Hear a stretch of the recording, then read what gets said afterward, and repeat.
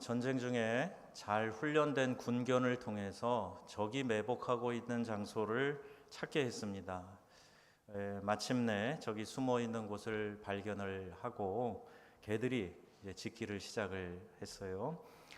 이 평소 개를 조련하던 조련사가 자기 공을 더 세우기 위해서 가지고 있던 수류탄을 뽑아가지고 그들이 적이 매복하고 있는 곳에 던졌습니다. 불사 큰일이 일어난 거예요.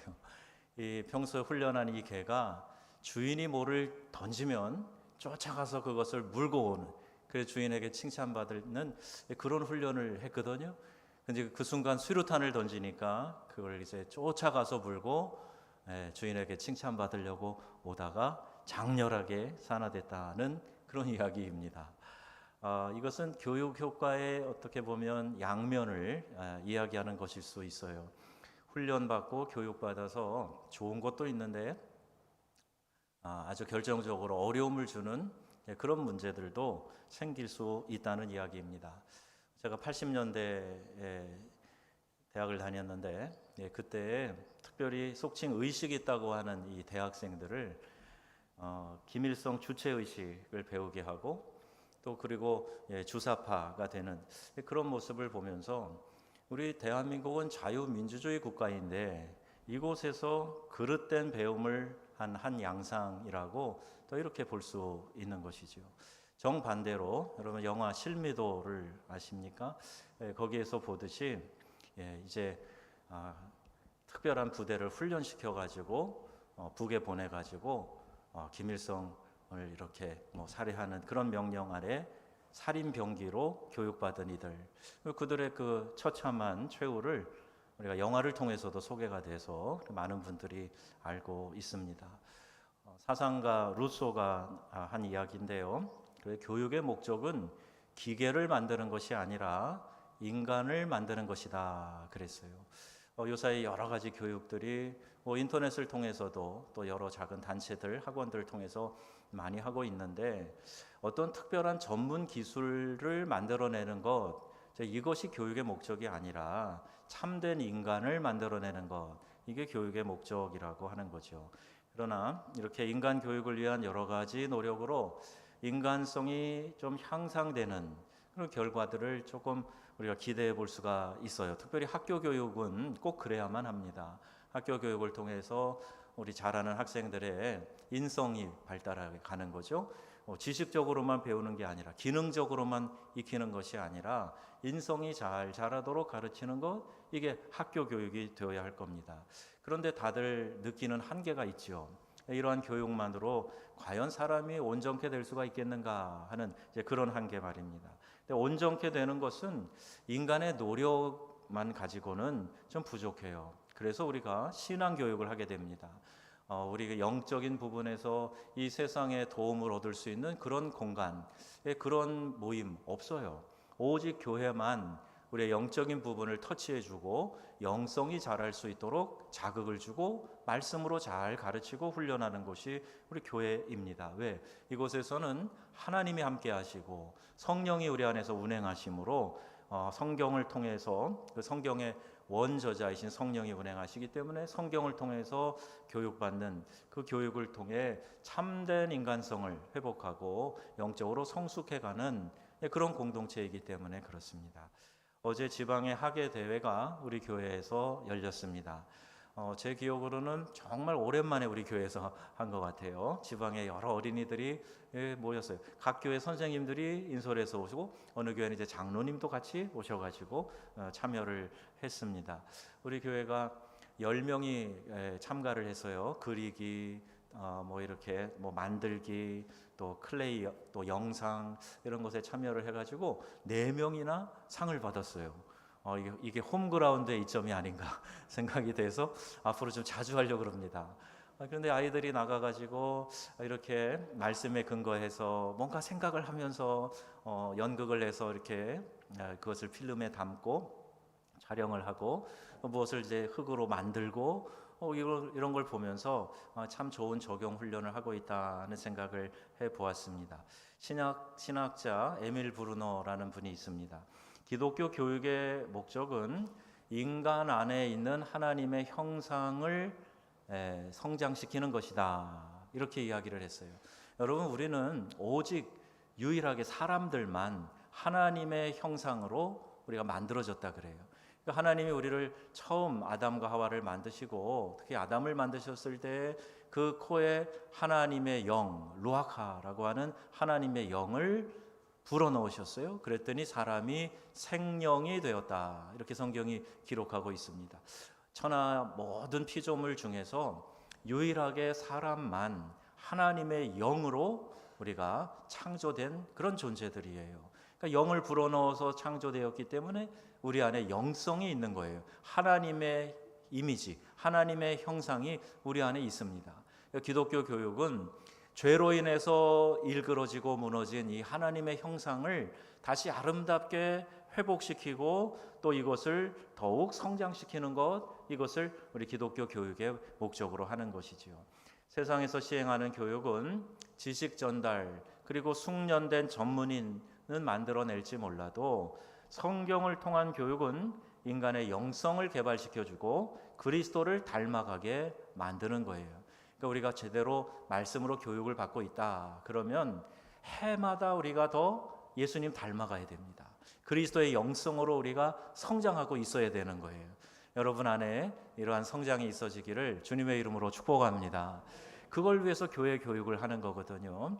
교회 교육은 어린 아이들만 받는 것이 아니에요. 우리 성인들도 청년들도 다 교회 교육을 받는 거예요. 설교도 교육의 요소가 들어가 있어요.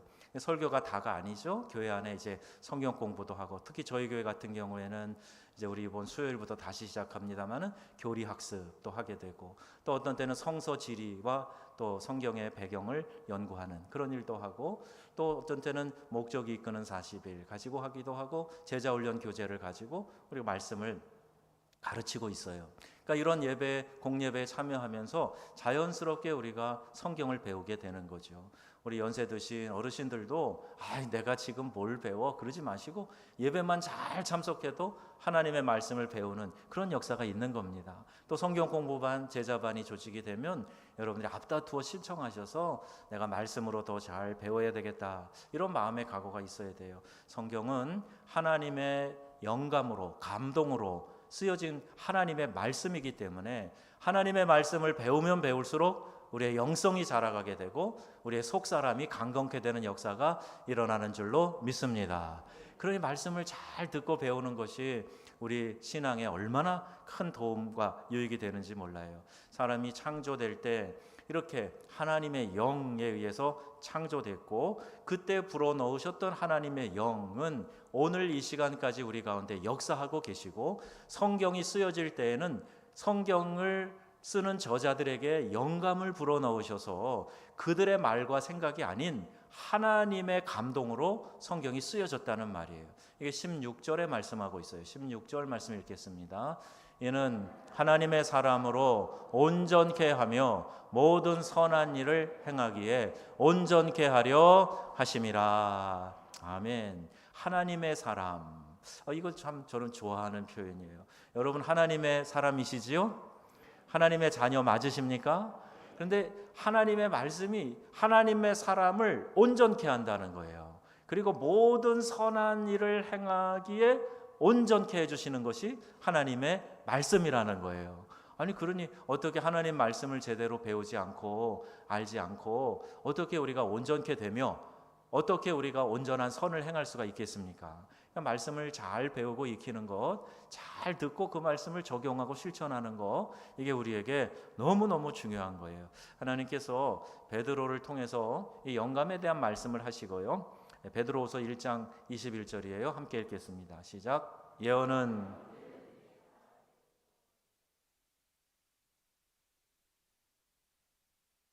하나님께 받아 말한 것임이니라. 아멘. 사사로이 사람의 뜻으로 한 게 아니란 말이에요. 하나님이 감동을 주셔가지고 그 사람들을 통해서 하나님이 말씀이 전파될 수 있도록 기록하게 하시고 선포하게 하신다는 말이에요. 오늘 이 시간에도 하나님의 영이 이곳에 임재하셔서 여러분 각 심령에 말씀해 주실 줄로 믿습니다. 그 말씀을 잘 들어야 돼요. 귀담아 들어야 돼요. 그것을 내가 삶에서 적용하고 실천해야 하는 것이죠. 그럼 우리의 영성이 강해지고 우리의 영적으로 성장하는 것이 일어나게 된다는 거예요. 교회 학교에서 교육을 합니다. 우리 교회 교육을 파이데이아라고 하는데, 특별히 모든 삶 가운데 어린이들을 올바로 교육하고 훈련시킨다. 앞에 이제 파이데이아라는 말이 붙어 있는데 아동들을 교육하는 것을 말해요. 교회 교육의 교재는 성경이죠. 하나님의 말씀을 가르치는 겁니다. 우리가 뭐 글짓기도 하고 그림도 하고 만들기도 하고 뭐 이렇게 하지만 놀이도 하고 그렇죠. 근데 여러분, 이것들은 다 말씀을 잘 가리키기 위한 수단이지 이게 목적이 돼서는 안 돼요. 성경학교를 하고 수련회를 한다 그래도 아이들 재밌게 해주고 잘 먹여주고 이게 목적이 아니란 말이에요. 아이들에게 그런 환경을 제공하는 것은 좋습니다만은, 그러나 본질적으로 뭘 해야 하는가를 알아야 돼요. 수련회를 하던 성경학교를 하던 우리 선생님들 잘 들으세요. 아이들에게 하나님의 말씀이 심령에 꽉 박혀서 새겨지도록 그걸 목적으로 해서 놀이도 하고 먹이기도 하고 그리고 함께 창작 활동도 하고 그러는 거예요. 그래서 말씀이 내 안에 새겨지게 될 때, 말씀 하나가 내 안에 잘 박히면 그 말씀 한 구절 때문에 내 인생이 바뀌는 역사가 나타나게 된다는 것이죠. 교회 교육의 교재는 이 하나님의 말씀인데 왜 성경이 그렇게 중요한가 하는 것을 오늘 본문에 담고 있습니다. 그 첫 번째가 하나님의 말씀은 우리를 교훈한다는 거예요.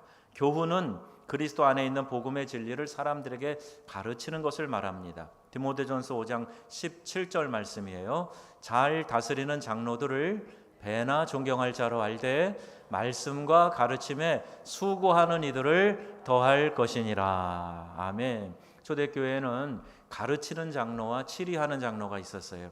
그러니까 말씀을 잘 가르치는 장로, 말씀을 선포하고 그들이 말씀 안에서 잘 살아가도록 권면하고 이끌어가는 이들을 배나 존경할 자로 알아서 잘 따르라는 이야기예요.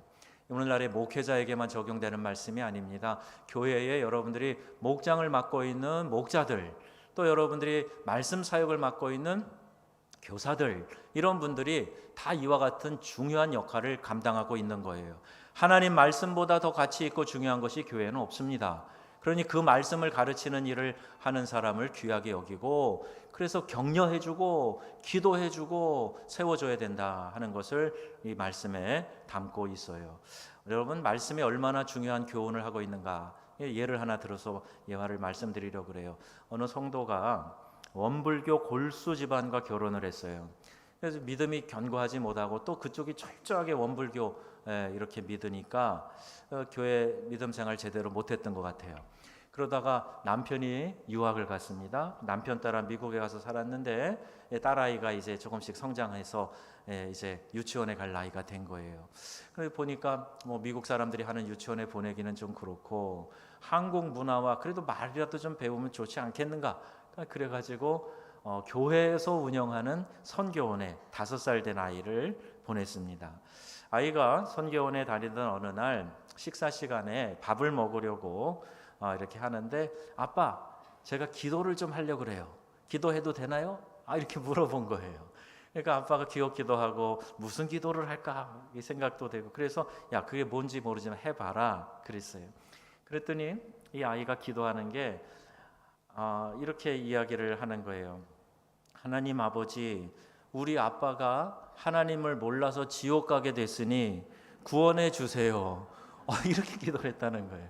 그래서 아이가 그 의미를 깊이 깨달았는지는 잘 모르겠으나 선교원에서 가르쳤겠죠. 야, 밥 먹을 때도 기도하거라. 혹시 너희 엄마 아빠가 교회 안 다니시거든 예수님 안 믿으면 지옥 가니까 천국 가시라고 기도해야 되지 않겠냐? 막 이런 얘기를 했겠죠. 이 아이가 이렇게 귀엽게 기도를 했는데 그만큼 아버지 마음에 감동이 있었던 거예요.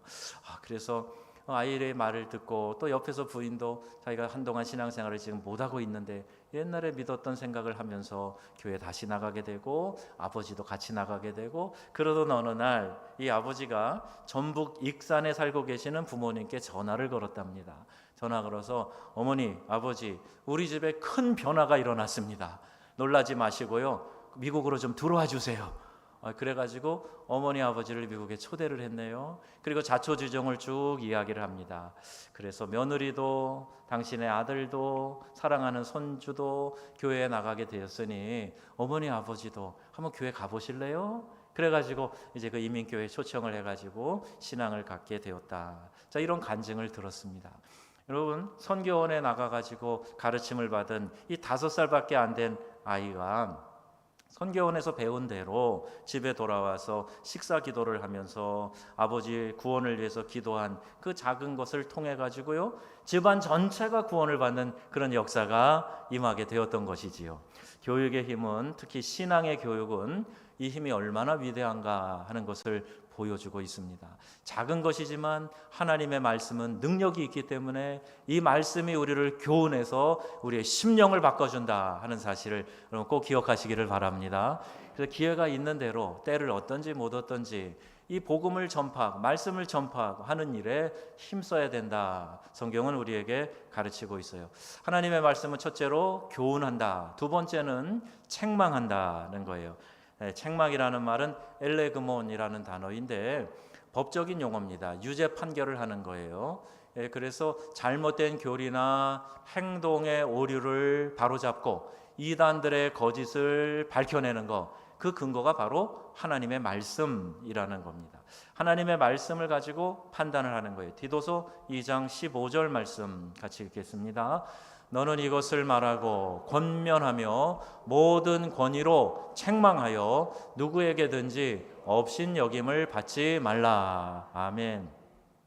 바울이 이제 디도를 통해서 그가 이제 목회를 같이 하는 거예요.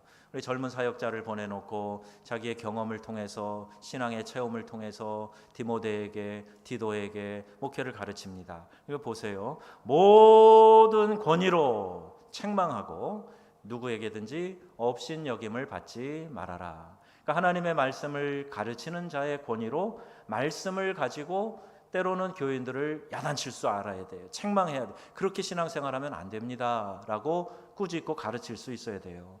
하나님은 우리가 잘못할 때 책망하시고 징계하셔서 다시 열심을 내게 하시고 우리가 회개하도록 이끌어 주시는 거예요. 계시록 3장 19절 말씀이에요. 물은 내가 사랑하는 자를 책망하여 징계하노니 그러므로 내가 열심을 내라 회개하라. 아멘. 라우디게아 교회 교인들이 이 뜨거움을 잃어버리고 미지근한 신앙을 가졌어요. 그리고 에베소 교회 교인들은 첫사랑을 잃어버렸어요. 성령께서 초대교회 7교회를 바라보시면서 칭찬도 하시지만 책망도 하세요. 여러분, 하나님 말씀을 읽을 때 많은 분들이 그래요. 야, 이 말씀이 나에게 얼마나 위로가 돼. 내 상황과 딱 맞는 말씀 하나님 주셨다고. 하나님이 나에게 이런 위로의 말씀을 응답을 주셨다고 그러는데, 어떤 경우에도 보면 사람들이 이런 책망의 말씀을 받았다 하는 얘기는 별로 안 해요. 근데 여러분, 성경 말씀 전체를 보면은 우리를 격려하고 용기를 주시고 칭찬하시고 하는 그런 말씀이 오히려 책망하는 말씀보다 적게 나옵니다. 성경 전체를 놓고 보면 그렇게 하면 안 된다, 죄에서 돌이키라, 이렇게 하면 하나님 진노하실 거다, 이 말씀이 더 많이 나오고 있어요. 그런데 성경을 읽을 때 늘 하나님으로부터 위로만 받기를 생각하는 분은 말씀을 편식하고 있는 거예요. 정말 말씀을 제대로 읽는 사람은 하나님의 말씀이 내 안에 부딪힐 때 견딜 수 없는 이 마음의 찔림과 아픔이 있어가지고 그 앞에서 하나님 앞에 통회하고 자복하고 회개하는 역사가 일어나는 거, 이게 말씀을 편식하지 않고 잘 읽고 있는 거예요. 여러분, 하나님의 말씀을 읽으실 때 혹은 말씀을 들으실 때 그 말씀이 나를 꾸짖고 책망하는 일이 있을 때 아멘 하고 감사하시기를 바랍니다. 그리고 그 말씀으로 내가 돌이키고 회개하면 그만큼 큰 영적인 유익이 있기 때문이에요. 사랑하기 때문에 책망하시고 때로는 징계하신다고 히브리서 12장에 말씀하고 있어요. 자녀를 그 부모가 징계하는 것처럼 사랑하는 하나님께서 그 사랑하는 자녀를 책망하시고 징계하시지 않겠느냐는 거예요. 어찌 아비가 징계하지 않는 아들이 있으리요? 징계는 다 받는 것이거늘. 부모 자식 간에는요, 부모가 자녀가 잘못했을 때 징계하는 것이 당연하다는 얘기예요. 또 우리 육체의 아버지가 우리를 징계하여도 공경하였거늘 하물며 우리 모든 영의 아버지께 우리가 더욱 복종하여 살려 하지 않겠느냐.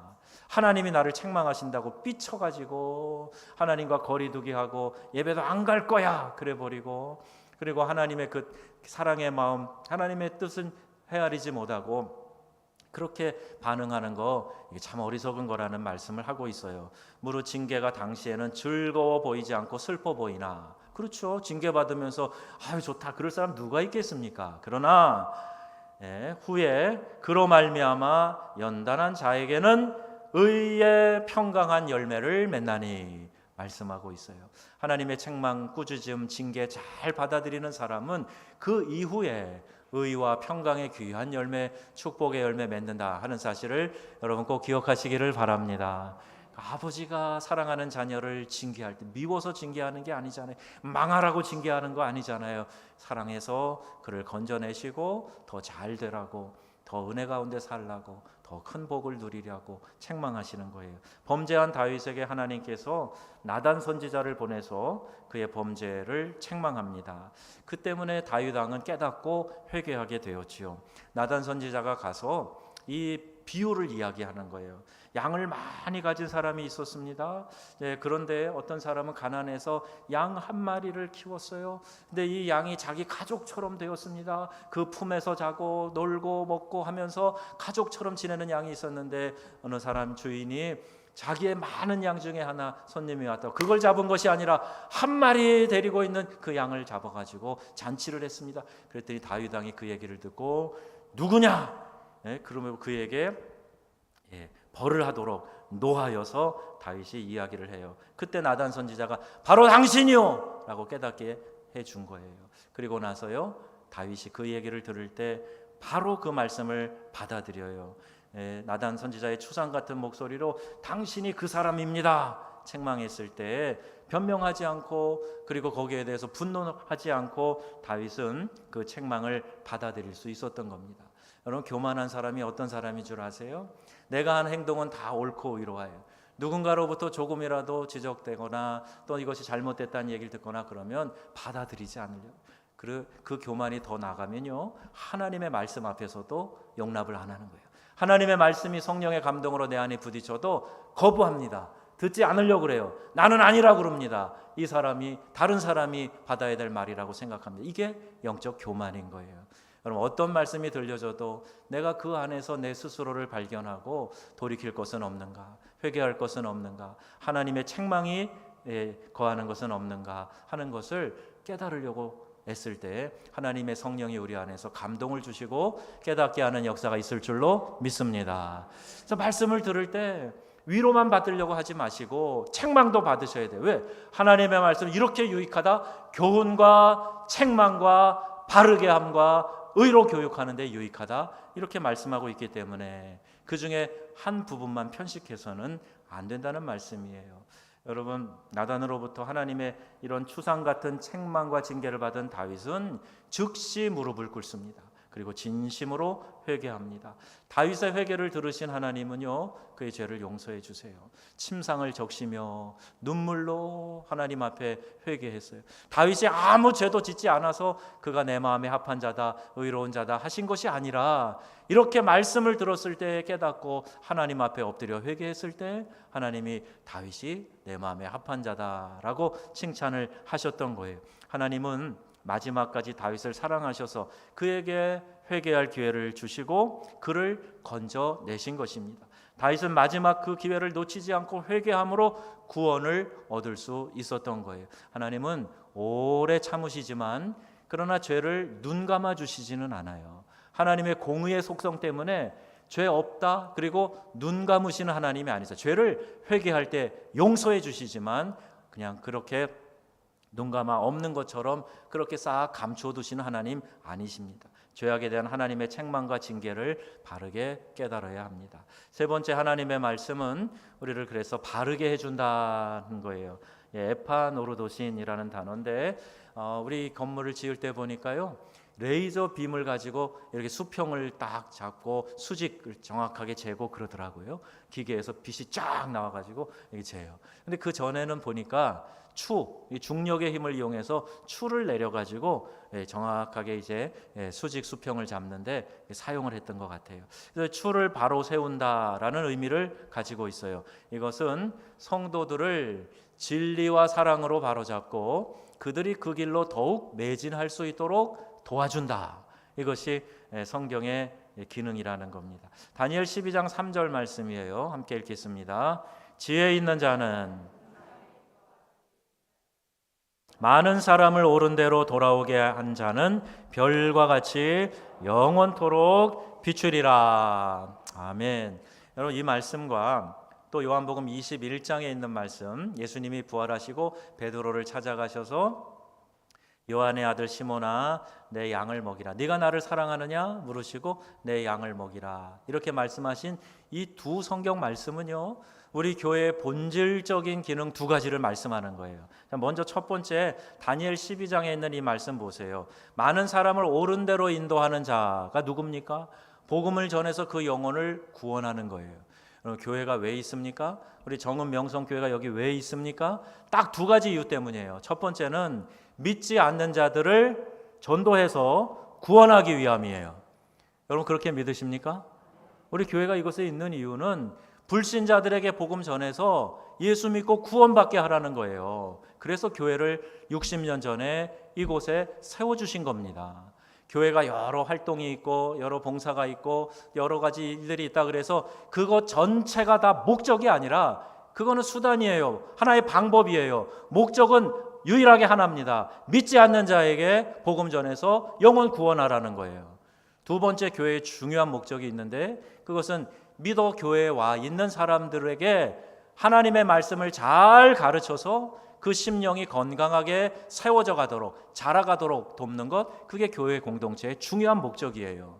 여러분 이 두 가지가 빠져 있으면 아무것도 안 됩니다. 제가 지난 휴가 기간에 가정교회 사역에 대한 책을 정독을 했어요. 전에도 한번 쓱 봤는데 다시 읽어봤어요. 그리고 목사가 알고 싶은 성도의 마음 이런 타이틀인데 사실은 목회자에게 좋은 목회를 위한 좋은 이 가르침을 본인의 사역을 통해서 이야기하는 그런 책입니다. 제가 보면서도 여러 부분에서 공감하면서 다시 확신을 하게 되는데 코로나 기간에 교회에 누구를 초대하고 전도한다? 이게 너무나 민폐가 되니까 아예 전도를 안 하는 문화로 교회가 자꾸 흘러가고 있습니다. 여러분 이건 큰 실수를 하는 겁니다. 이 땅에 교회를 세우신 하나님의 목적을 정면으로 우리가 부정하고 모른 채하고 교회 활동을 하겠다는 거예요. 그러면 여러분 교회는요 사단은 기뻐 뛸지 몰라도 하나님은 슬퍼하세요. 우리 교회는 영혼 구원하는 구령의 열정에 뜨거운 교회인 줄로 믿습니다. 영혼을 구원하지 못해서 내가 믿지 않는 사람을 보면 견딜 수 없는 그런 마음을 가지고 어떻게 해서든지 저에게 복음을 전해야 되겠다. 그래서 우리 교회로 인도해서 함께 신앙해야 되겠다. 이런 결단을 하는 우리 명성의 가족들 다 되시기를 축복합니다. 그럼 교회에 와 있는 분들은 어떻게 해야 되는가?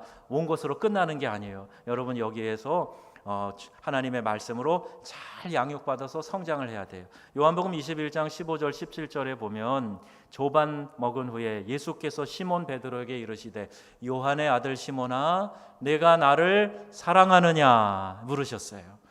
그러면은 그 대답이 사랑한다고 이렇게 뭐 좀 부끄럽지만 대답을 했을 거 아닙니까? 그러면 예수님도 나도 너를 사랑한다 뭐 이렇게 하고 얘기가 주고받아주면 자연스러운데 예수님이 하시는 세 번의 대답은 똑같으세요. 내 양을 먹이라. 너 나 사랑하면 내 양을 먹여라. 이렇게 말씀하시는 거예요. 여러분 양들은 뭘 먹지요? 양이 뭘 먹습니까?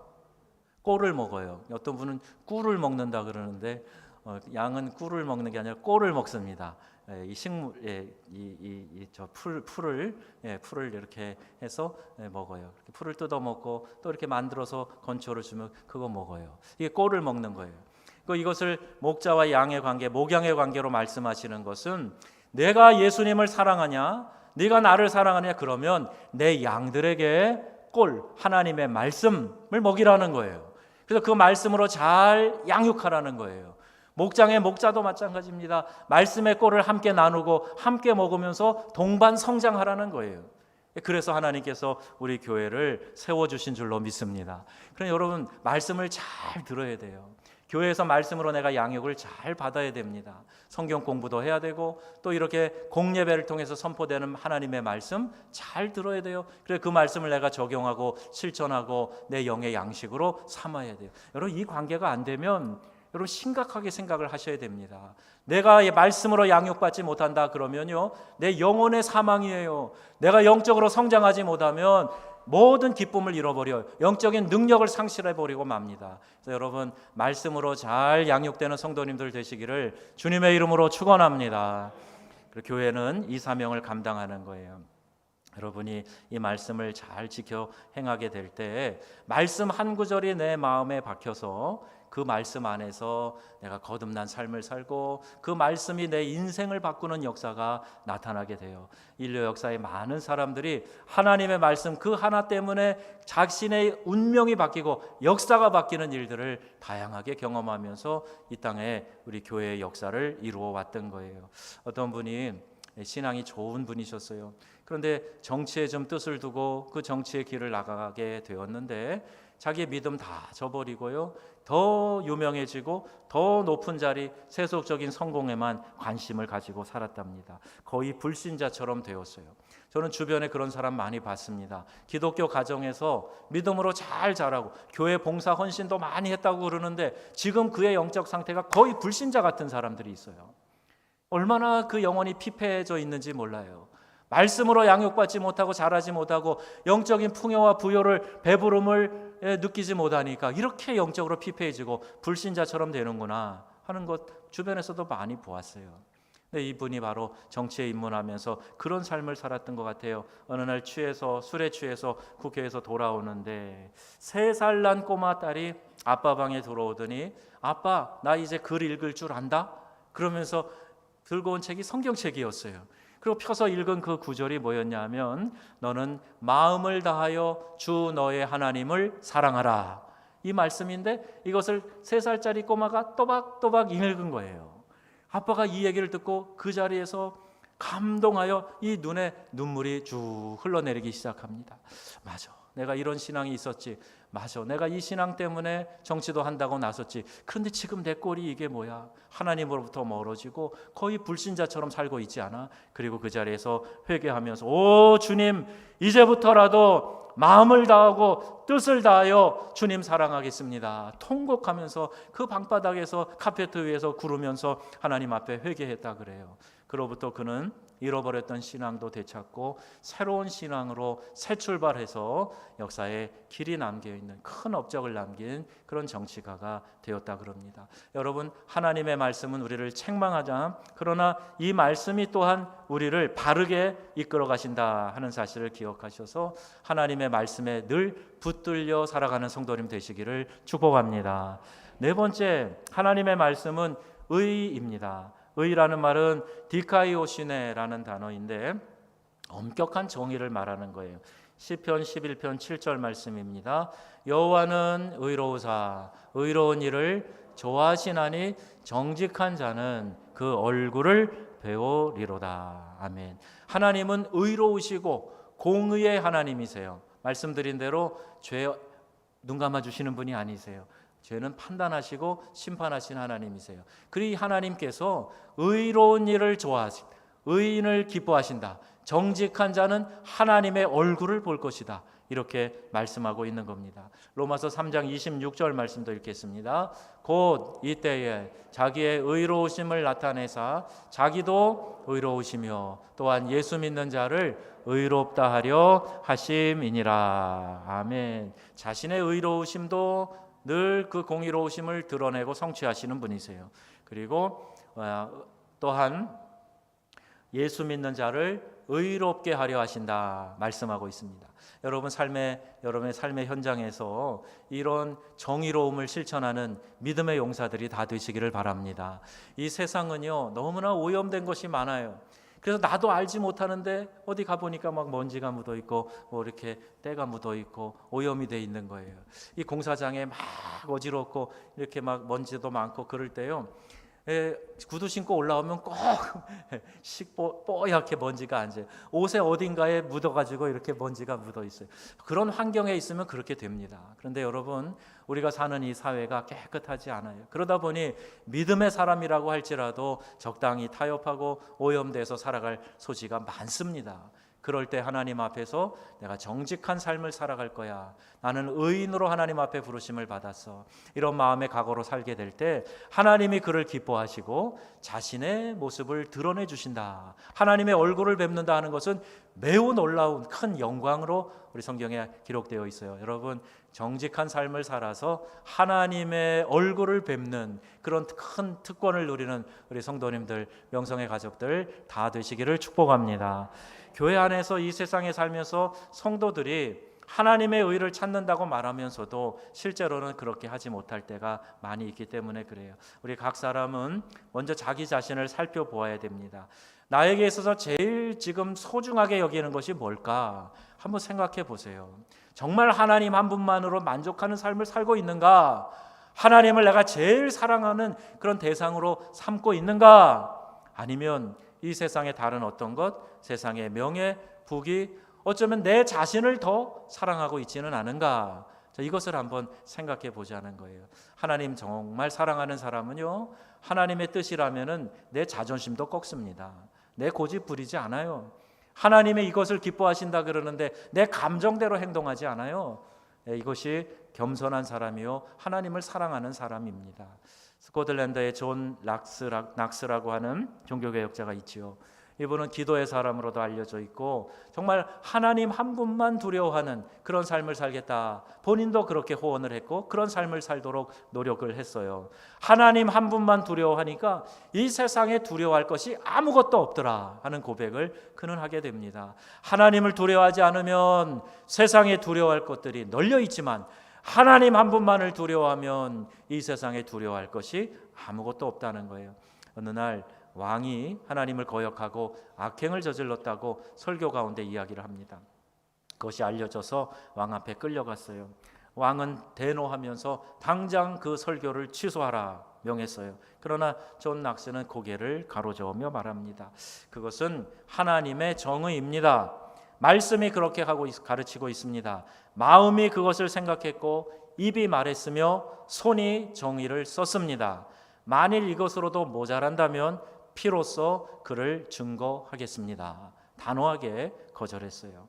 여러분, 기독교 교육은 이런 정직한 사람, 하나님의 사람을 만드는 겁니다. 교회 교육은 성경 말씀을 가르치는 거예요. 프랑스의 유명한 문인 시인인 빅tor 위고가 있지요. 영국이 셰익스피어를 만들었다면 성경이 영국을 만들었다, 이렇게 이야기를 합니다. 영국이 신사의 나라라는 호칭이 있기 전에 원래 그 노르웨이 그 위쪽으로부터 쭉 해적과 도적들이 들끓는 그런 야만적인 나라 가운데 하나였어요. 그러나 성경을 받아들임으로, 기독교 신앙을 받아들임으로 가장 신사적인 나라가 되었습니다. 성경은 사람을 변화시키는 힘이 있기 때문에 그래요. 성 어거스틴, 우리가 앞에 성 세인트라고 붙이는 이 어거스틴도 젊었을 때 마니교에 심취하며 쾌락을 추구하며 인생의 의미를 찾으려고 했던 사람이에요. 그러나 그가 지금 성자로 부름을 받고 있지 않습니까? 조지 뮬러라고 하는 사람도 죄악의 밑바닥을 걷던 사람들이었으나 그러나 성경을, 말씀을 받아들인 후에 그들이 변화되었어요. 여러분, 자녀들이 잘 되길 원하시면 여러분 말씀을 꼭 가르치시기 바랍니다. 매일매일 말씀을 읽게 하세요. 그리고 거기서 깨달은 게 뭐야? 어떤 말씀이 내 마음에 좀 이렇게 기억이 되었어? 물어보세요. 그리고 여러분, 이 여름에 시원한 실내에서 말씀으로 나를 변화시킬 수 있는 그런 기회를 가지시기를 바랍니다. 오늘 말씀을 한번 이렇게 적용해 봅니다. 우리 전에도 늘 우리 학생들하고도 또 우리 제자반에서도 이런 약속들을 했는데 매일 성경을 읽자는 거예요. 우리 GT에 있는 그 성경 읽기 본문대로 하셔도 되고 여러분이 작정하셔서 매일 하루에 성경을 몇 장이라도 읽자는 거예요. 잠언에 있는 성경 날짜별로 꼭 한 장씩 읽어보자고 말씀드렸어요. 성경 암송하는 거, 성경 퀴즈 대회를 해서 더 집중해서 성경을 읽도록 하는 거, 이거 교회에서 꼭 해야 될 아주 좋은 일들입니다. 우리 성경 공부와 우리 또 우리 여름 수련회 우리 교육기관에서도 하고 있죠. 이 일이 그렇게 중요한 일이에요. 성경은 우리의 마음을 비춰주는 거울입니다.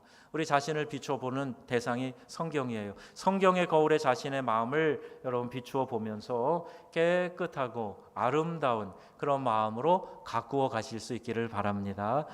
성경은 우리 자신을 올바른 그리스도인으로 완성시켜 준다. 나아가서 다른 사람들에게 주의 가르침을 실천하도록 교육하기에 유익하다 그랬어요. 교훈과 책망과 바르게 함과 의로 교육하기에 유익하니 이는 하나님의 사람으로, 우리들 말하는 거 아니에요? 하나님의 사람으로 온전케 하며 모든 선한 일을 행하게 하려 하심이니라. 아멘. 여러분이 하나님의 말씀을 여름에 더욱 사모하시고 이 말씀 안에서 쉼을 얻으시고 충전 받으시고 그래서 영적으로 더 많이 성장하는 우리 명성의 가족들 다 되시기를 주 예수님의 이름으로 축원합니다. 아멘. 기도하겠습니다.